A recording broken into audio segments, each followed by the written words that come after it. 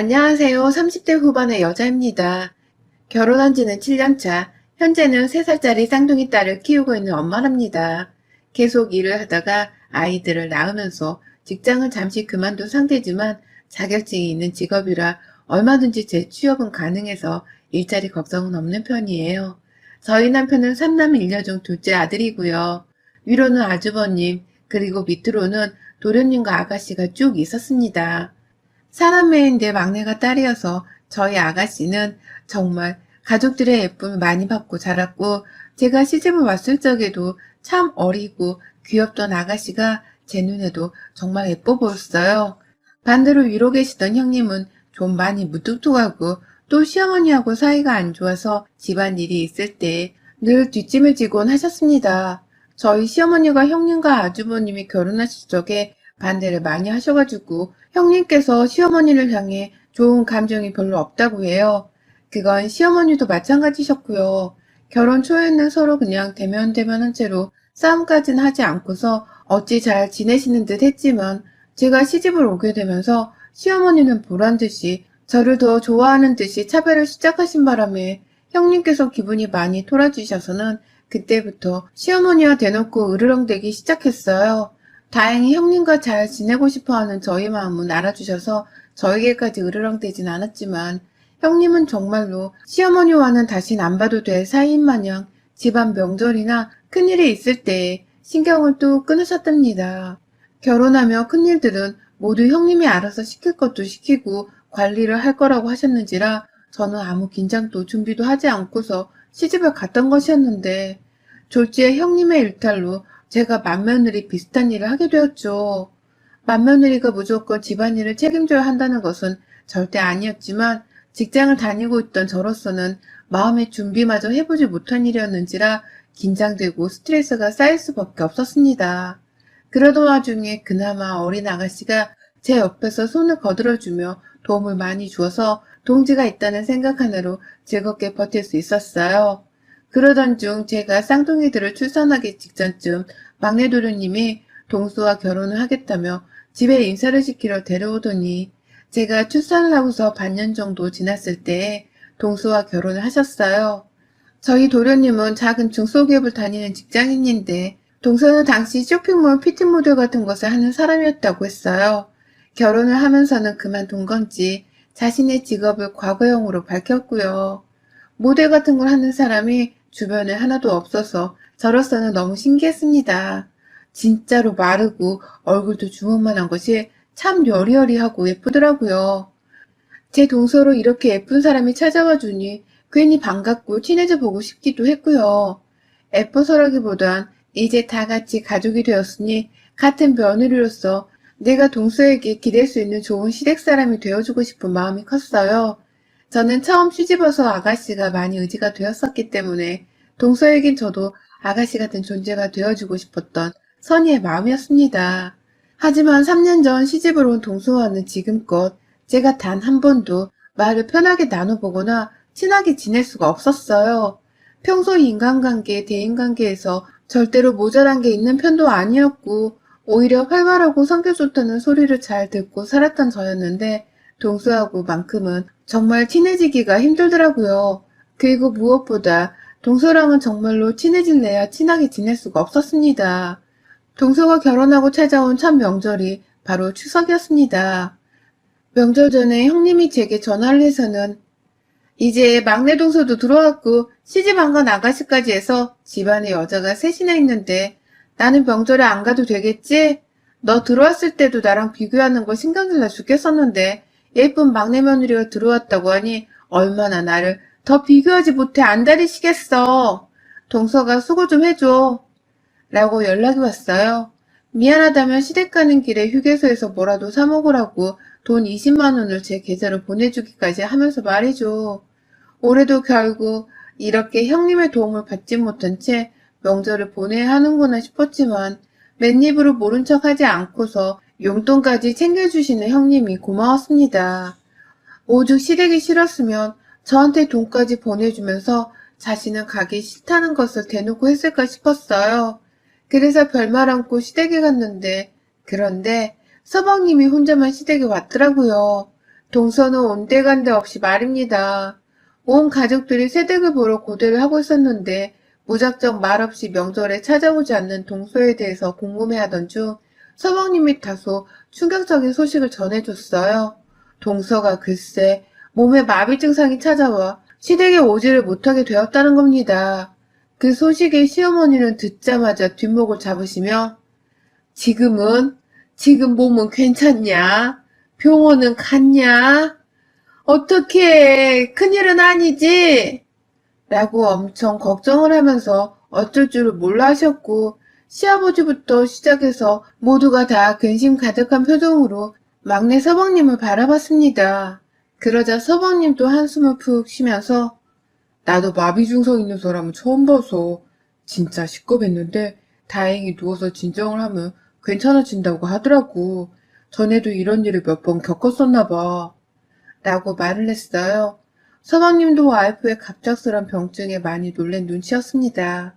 그러니 저도 명절에 오지 않는 동서에 대해 뭐라 화를 내기보단 오히려 건강이 걱정되어서 바로 문자로 안부 인사를 남겼고 저녁에 잠시 숨 좀 돌릴 때에는 동서한테 전화를 했죠. 동서, 몸에 안 좋다는 얘기 들었는데 괜찮아? 혼자 집에 누워있어서 어떡해. 무슨 일 생기면 바로 병원에 갈 수 있도록 핸드폰을 옆에 꼭 붙들어 놓고 혹시 모르니까 서방님께 한 시간에 한 번씩이라도 전화를 해보라 말씀을 드릴게. 혹시 마비 증상으로 전화를 받지 못하면 여기서 바로 119에 신고라도 해볼 수 있도록 말이야. 라면서 저는 정말 심각하게 받아들이고는 동서한테 여러 가지 위기 상황에 대비할 방법을 알렸어요. 저 사실 간호사거든요. 마비가 언제 또 찾아올지 모르는 사람이 혼자서 집에 남겨져 있는 게 위험하게 들리기도 해서 저희 딴에는 멀리서도 동서가 혼자가 아니라는 걸 느낄 수 있도록 안심을 시킬 참이었어요. 하지만 동서가 그러더라고요. 아니요, 귀찮게 무슨. 그냥 좀 쉬면 괜찮아지는데 갑자기 요새 명절에 시댁을 가야 한다고 하니 스트레스를 많이 받았던 것 같아요. 한두 사람도 아니고 큰형님의 작은형님, 게다가 결혼 안 한 아가씨까지, 아휴, 그냥 전 좀 쉬면 괜찮아질 거니까 신경 쓰지 마시고 전화도 절대로 하지 마세요. 저 진짜 쉬어야 해요. 라고 말입니다. 아픈 사람이 받는 전화가 맞나 싶기도 했고 시댁이 싫다는 걸 은연중에 표현하는 것 같아 전화 내용이 다소 찝찝하게 들렸으나 저는 그 후 저녁에 찾아온 손님들 상을 차리고 또 다음 날에는 바로 아침에 제사가 있어서 동서를 더 신경 쓸 수가 없었어요. 서방님도 통화를 하는 듯 보였고 서방님도 추석 마지막 날에는 와이프가 빨리 오라고 해서 나 먼저 서울 갈게 라며 먼저 짐을 싸고 집을 나서더라고요. 부부가 둘이서 서로 걱정하고 챙기며 잘 있는가 보다 싶었습니다. 한껏 동서랑 친해져 보려고 마음이 부풀어서 찾아간 명절이었는데 만나지 못해 아쉬움이 컸어요. 그래도 아픈 사람 몸 건강 챙기는 게 먼저라 생각을 하면서 더 연락을 하지는 않았고요. 명절 끝나고 서울에 올라가서 이틀 정도 지난 후 동서한테 다시 연락을 했습니다. 마비 증상은 어떤지 건강 잘 챙기라는 말을 전해주려고요. 하지만 동서가 제 연락을 받지 않았고 저는 그때 생각했죠. 혹 내 연락이 부담스러운 건 아닌가 하고 말입니다. 아직 친해지지도 않았는데 내가 너무 일방적으로 전화를 걸고 있는 게 아닌가 싶었던 마음에 저도 추가로 연락을 하지 않았고 문자로만 또 짤막히 동서, 아픈 건 어떤지 물어보러 연락했어. 얼른 건강 쾌차하고 잘 지내고 있어. 라고 보내놨네요. 하지만 그 후로도 설날에, 그리고 추석에, 그리고 그 다음 설날에도 동서를 만나기는 힘들었습니다. 명절이 되었는데도 동서는 시댁에 전혀 나타나질 않았고요. 서방님만 혼자서 참석을 했습니다. 동서가 왜 안 왔냐고 물어보자 이번에도 역시나 동서가 마비 증상을 겪고 있어서 그렇다더군요. 세상에, 마비가 이렇게 주기적으로 매번 찾아올 정도냐며 저는 혼자서 괜히 심각해졌는데 서방님은 그게 너무 흔한 증상이어서 그런지 좀 있다가 괜찮아질 거예요. 라는 말과 함께 별일 아니라는 듯 말씀을 하셨어요. 주변 시댁 식구들이 모두 다 걱정을 하는 와중에 혼자서만 대수롭지 않게 여기는 것이었죠. 제가 또 전화를 해볼까 싶었지만 동서가 저번에 제 문자를 씹은 것부터 이번에 전화 한 통을 또 받지 않았다는 것에서 저도 좀 감정이 상해 있었습니다. 아무리 그래도 사람이 자기 건강 걱정되어 진심으로 연락을 했으면 받는 척이라도 하면서 지낼 법한데 그 정도 예의도 없이 무턱대고 연락을 씹어버리는 동서의 인성이 저 또한 마음에 안 들기 마찬가지였죠. 슬슬 마비가 자꾸 찾아온다는 사실도 수상하다고 생각이 될 때쯤 시아버지의 칠순잔치가 있었습니다. 잔치라기보단 저희가 몸이 불편하신 시아버지의 걱정이 되어 주말에 짧게 모여서 밥 한 끼를 먹으며 헤어지곤 했는데요. 그날 동서가 시댁에 왔더라고요. 결혼을 하고서 시댁에 온 게 동서한테는 1년 반 만에 거의 처음이었어요. 아주 멀쩡하게 걸어 들어와서는 한다는 말이 아버님, 생신 축하드려요. 제가 늘 오려고 했는데 이놈의 몸이 너무 연약해서 도저히 찾아올 수가 없더라고요. 저도 막내 며느리로서 조상님들께 제사도 지내고 예쁨 받고 그래야 하는데 라면서 시아버지의 곁에서 팔짱을 끼며 꼭 안기는 막내 동생의 태도에 저는 식겁을 하고 말았습니다. 그리고서 동서는 저한테도 말을 걸긴 걸어왔어요. 다만 전혀 다른 말투와 표정으로 말이죠. 형님, 케이크는 사오셨죠? 라고 말입니다. 제 손에 든 케이크를 보고서 한 말 같았어요. 그러니 저도 얼떨결에 여기 라면서 대답을 했고 그러자 동서는 제 손에 든 케이크 쏙 빼가서는 본인이 부엌으로 들어가 케이크에 초를 꽂고는 불을 켜더라고요. 순식간에 시아버지께 생일 축하 노래를 불러줘야 하는 상황이 되었고 제가 사간 케이크는 동서의 손에 들린 채로 시아버지 앞으로 가 있었어요. 시아버지는 막내 며느리가 역시 애교가 많네. 예쁘니 뭔들 못해.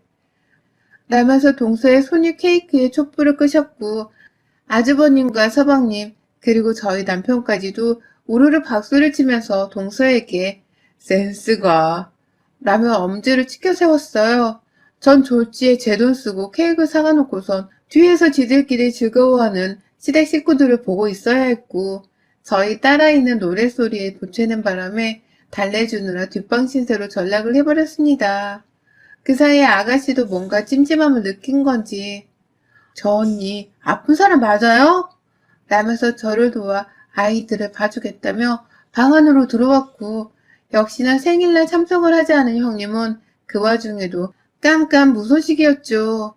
그리고 점심밥을 차려야 하는 시간 이미 시어머니가 대다수의 음식들을 차려 놓으셨고 제가 어떻게든 하나 해보겠다며 옆에서 어머님을 거들어드리고 있었어요.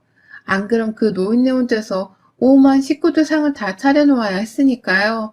그런데 아무리 기다리고 또 기다려도 동서가 부엌 안에 들어오질 않는 겁니다. 저도 이해해요. 여자가 부엌에 들어와서 일을 무조건 거들어줘야 하는 것도 아니고 아버님의 자식들인 이 집 남매들한테 일을 시켜도 된다는 것을 잘 알고 있었습니다. 하지만 이미 마누라가 오지 않아 죄스럽다면서 큰 아주버님께서도 부엌을 왔다 갔다 하며 잔잔바리 일을 거들어주고 계셨고 저희 남편은 시어머니를 도와 일하는 저를 돕겠다면서 쌍둥이 딸을 돌보고 있었고 아가씨도 나서서는 저를 거들겠다며 부엌에 들어와 있는 상황이었어요. 그런데 결혼하고 2년 만에 나타난 동서는 그냥 거실 바닥에 앉아서는 나이 든 시아버지 옆에서 대화를 나누는 것도 아닌 채로 TV를 보며 과자를 먹고 있더라고요. 옆에 서방님까지 따라 앉힌 후 어른들 앞에서 서방님 허벅지를 쓰다듬으면서 말입니다. 그러니 제가 기가 막히고 화가 나고 어처구니가 없을 수밖에요. 결국 그날 좋은 날이라며 저는 동서에게 그 어떠한 불만도 내비치지 않았으나 동서는 처음부터 끝까지 부엌에는 단 한 번을 들어오지 않았습니다. 하다못해 바로 앞에서 시어머니가 다 먹은 그릇들을 치우겠다고 허리를 굽혀들고 계신데도 불구하고 거기다가 제 그릇도요 라면서 자기 그릇 하나를 시어머니께 주더라고요. 그 순간 시어머니도 얘가 뭔가 싶으셨는지 동서를 빤히 쳐다보셨고 옆에서 덩달아 모든 식구들이 동서를 쳐다봤지만 동서는 아랑곳하지 않았어요. 오히려 저 이거 너무 맛있는데 남은 거 있으면 좀 싸주세요. 라며 제게 생일상으로 만들어 놓은 잡채를 포장해달라고 하더라고요. 남의 식당에 와서 밥만 얻어먹고 나가는 손님 같았어요. 나이든 시어머니가 힘들게 설거지까지 하는 게 죄송스럽다며 아가씨랑 제가 나서서 손에 고무장갑을 끼곤 막 그릇을 치우려고 하는 참이었어요. 음식 싸달란 동서의 말에 아가씨가 먼저 화가 났는지 부엌에서 동서를 부르더라고요. 그러더니 작은 비닐봉지 하나를 건네주며 언니가 직접 담으세요. 라며 말을 했어요. 그런데 그 순간 동서의 표정이 상당히 의미심장했습니다. 아가씨의 말에 웃더라고요. 하! 나는 황당하단 듯이 코웃음을 내면서 아가씨의 손에서 비닐봉지를 받아가선 정말 나무 잡채를 싹쓸이하듯 담아갔어요. 그리고는 서방님을 데리고는 먼저 집에 가보겠다며 서울로 출발을 했죠. 기분이 나빠도 너무 나쁜 동수의 태도에 괜히 재수가 없었습니다. 내가 싸가지 없는 동수한테 괜히 친해져 보려 먼저 마음을 쓴 건가 싶어서 마음을 접어야겠다고 생각을 하던 도중 아가씨가 그러더라고요. 다가올 설날에는 또 마비 증상이 있다면서 집에 제사를 지내러 오지 않을 게 분명하다고 말이죠. 자신 있으니 자기랑 내기를 하자면서 말입니다. 그러더니 아니나 다를까 정말로 다음 설날에 동서는 또다시 갑작스런 마비 증상이 몸에 찾아왔다면서 시댁에 오지를 않았고 서방님만 시댁에 내려왔어요. 이번엔 서방님의 표정도 상당히 어두워 보였어요. 그 바람에 시부모님은 또 무슨 병치레를 하는 거냐면서 막내 동서를 엄청나게 걱정하셨고 슬슬 저희 남편도 진짜 큰 병이 아니냐면서 동서를 걱정하더라고요. 그래서 제가 시부모님 몰래 남편 등짝을 쫙 때려줬죠. 그게 다 시댁에 안 오려는 핑계인 걸 눈치 못 챈 거냐면서 말입니다. 그런데 그때 시아버지가 이상한 말씀을 하셨어요. 그래서 병원비가 그렇게 많이 나왔나 보네. 그러니 그리 돈 달라고 했고, 에고, 막내가 그리 아파서 어디 나중에 애는 낳을 수 있겠다냐? 라고 말입니다. 그러자 난데없는 동서를 바로 어제도 봤을 서방님이 시아버지를 향해 돈? 돈이라고? 라면서 놀래 자빠지려 하시는 겁니다. 서방님도 정작 이 사실에 대해서는 모르고 있었던 겁니다. 자기 마누라가 아버지한테서 돈을 달라고 하고 있었다는 사실을 말이죠. 시아버지 생신날에는 분명 부부 사이가 좋아 보였는데 불과 3달 만에 맞이한 설날에는 서방님과 동서의 분위기가 다소 낯설게만 느껴졌고 돈 얘기가 수면 위로 오르자 온 가족들도 집중을 해서 요목조목 캐내기 시작했어요. 그리고 나서야 모든 게 드러났습니다. 그간 동서가 시아버지한테서 거의 5천만 원 정도를 치료 비용으로 인해서 돈이 필요하다면서 뜯어갔다는 거예요. 시아버지께는 그 정도의 돈이 충분히 있어서 무리는 아니었지만 병원비로 돈 5천만 원을 뜯어갔다는 사실 자체가 온 가족들에게 충격이었습니다. 게다가 저랑 아가씨는 동서의 마비 증상이 다 명절에 시집살이를 하지 않기 위해서 둘러대는 뻥이라는 것을 눈치챈 상황이었는데 돈이 뜯겨나갔다고 하니 기절을 할 수밖에요. 결국 아가씨는 미친 거야? 마비 증상이 맞는지 아닌지도 모르는 상황에서 돈 5천만 원이 무슨 옆집의 이름이냐고. 막내 오빠, 오빠도 말 좀 해봐. 마누라를 옆에서 가장 가까이서 본 건 오빠잖아. 내가 보기엔 마비 증상이라는 게 숨 뻥 같던데. 우리 집에 안 오려고 둘러댄 언니 거짓말 아니야? 그런데 돈 5천만 원을 가져갔다니 이게 도대체 납득이 가는 상황이야? 라면서 자기 오빠를 향해 이럴 순 없는 거라며 막 화를 내기 시작했습니다. 저번 아빠 생일 때도 손 하나 까딱하지를 않고서 오빠 허벅지나 만지작거리며 가만히 놀고만 있더니 아니나 다를까 명절에 또 마비 증상을 들먹이며 농땡이를 까고 있는 게 아니냐고. 그런데 뒤에서는 우리 아빠 돈 5천만 원을 꼬가고 있었냐면서 아가씨는 급기야 서방님의 앞으로 찾아가 삿대질을 해대며 쏘아대기 시작했어요. 그제서야 시어머니도 그간 집에 찾아오지 않다가 시아버지 생일에만 보란듯이 찾아와서는 생일 케이크까지 불게 하며 애교를 부렸던 것.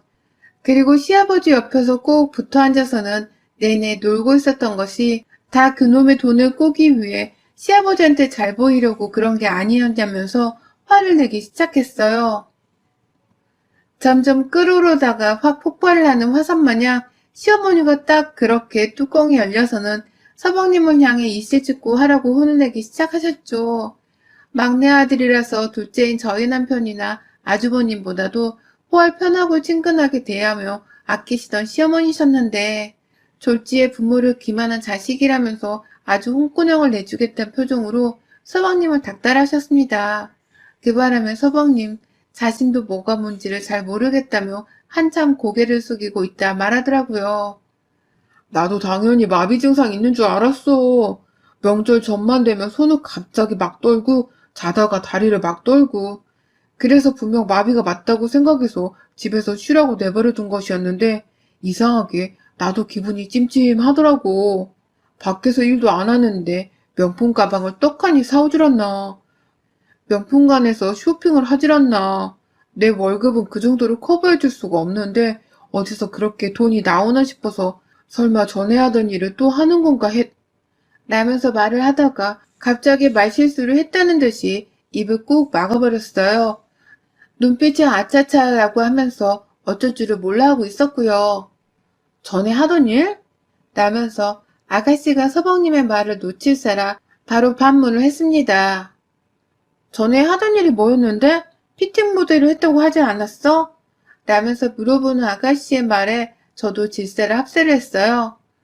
피팅 모델을 하면 원래 그렇게 돈을 많이 버는 거예요? 밖에서 촬영을 하느라 힘들어서 몸에 마비 증상이 왔던 건가? 그러면 몸을 생각해서라도 일부러 그 일은 하지 않아야 하는 게 맞는 거 아니에요? 라면서 막 쏘아댔죠. 그러자 서방님 한참을 말문이 막힌 채로 어쩔 줄을 몰라 하다가 불안하다며 빨리 말을 해보려는 큰 아주버님의 말씀에 겁에 질려 실토를 하더라고요. 아니 그게 그러니까 와이프가 피팅모델을 한 건 아니고 그냥 술 같은 거 마시는 일을 한 건데 분명히 일을 그만두고 나서 나랑 약속을 하고 결혼한 건데 최근에 다시 돈 씀씀이가 커지니까 나도 진짜 이게 어떻게 되어가고 있는 건지 모르겠어서 미칠 노릇이야. 이번 설에도 멀쩡하다가 갑자기 설 전날 밤에 다리를 또 떨더라고. 마비 증상이 분명 맞아 보이길래 쉬라고 하고는 나 혼자 집에 오려고 차에 올라탔다가 혹시나 싶어서 와이프 걱정에 다시 집 안으로 들어가 보니 글쎄 맥주를 까고 있는 거야. 딱 그 순간에 나랑 눈이 마주쳤는데 쎄한 거야. 설마 마비 증상이 다 쇼였나 싶어서. 라고 말입니다.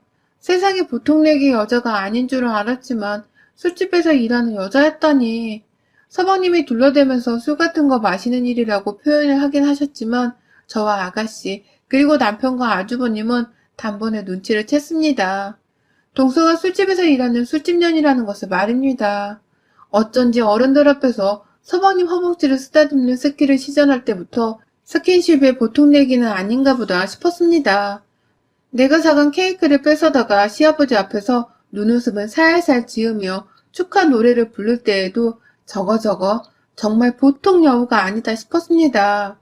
명절만 되면 귀신같이 마비 증상이 찾아오는 것도 정말 눈에 빤히 보이는 거짓말인데 속아주는 척 참고 있었어요. 그런데 시아버지의 지갑에서 돈 5천만 원을 치료비 명목으로 털어가다니 이거 정말 대단히 난년이더라고요. 결국 그날 아가씨며 큰아주머니며 저희 남편까지 온 식구들이 합세를 해서는 동서를 가만두지 않겠다고 선전포고를 했어요. 저희 시아버지가 가진 땅이 많으셔서 자식들은 평범하게 산다고 하더라도 물려받을 재산이 많은 상황이었거든요. 그걸 결혼하고 명절에 한 번 찾아오지도 않는 그딴 며느리가 5천만 원이나 먼저 땡겼었다고 하니 다들 화가 나 미칠 노릇이었던 거죠. 하다 술집년이라는 사실에 괘씸하고 사기를 당했다 싶기도 했을 것이고요. 결국 그 자리에서 시아버지의 주도하에 온 가족들은 서울로 갔습니다. 저희 가족차 그리고 아주버님네 차, 서방님네 차로 온 시댁 식구들이 나서서는 서방님의 집으로 향했고요. 졸지에 한두 사람도 아닌 식구들이 우르르 동선의 집으로 몰려서는 쳐들어가 버리고 말았죠. 참 동서도 가관이었습니다. 서방님이 언제 집에 오실 줄 알고 온 집을 아주 맥주랑 안주로 쑥대밭을 만들어 놨더라고요. 마비 증상이 와서 아프다는 사람이 이제 보니 내내 명절 때마다 이런 식으로 술바람이 나서는 혼자 편하게 쉬면서 시아버지한테서 받을 돈은 돈대로 빼내가고 있었던 것입니다. 아프다는 말에 계좌이체를 해줬다가 당했다는 걸 안 시아버지는 뒷목을 잡고 쓰러지려 하셨고, 시어머니는 우리 집을 얼마나 우습게 봤으면 라면서 동서의 안방으로 들어가 명품 가방들을 뺏어왔어요. 옆에서 아가씨가 거들어 온 뒷구석을 뒤지면서 통장이며 도장을 시아버지 앞에 가져왔고, 저는 저대로 차라리 동서가 시집 오기 전에 시어머니랑 형님이 둘이서만 싸우던 때가 훨 좋았다는 생각으로 눈을 질끈 감았죠. 동서는 졸지에 자신의 상태가 아주 멀쩡하다는 것을 들켜놓고서도 어떻게든 만회를 해보겠다며 갑자기 발을 절더라고요. 왜 그러세요? 라면서 오히려 자신이 피해자인 척을 하더니만 보다 못 봐주겠는지 서방님께서 동서의 머리에 꿀밤 한 대를 정말 세게 치셨습니다. 나이 처먹고 좀 적당히 해라. 출신을 못 속인다더니 어디서 공가를 치고 돈을 뜯어갈 생각을 해? 라면서 말을 하자 동서도 그 순간 쇼를 멈추더라고요. 자신의 출신 어쩌고 하면서 과거를 가족들 앞에서 드러내자 수치심에 어쩔 줄을 몰라 했습니다. 결국 동서는 이혼이 최선의 방법이라 생각을 한 건지 자기가 먼저 이혼해줄게 라며 담담하게 헤어지고 끝내자 말을 하더군요.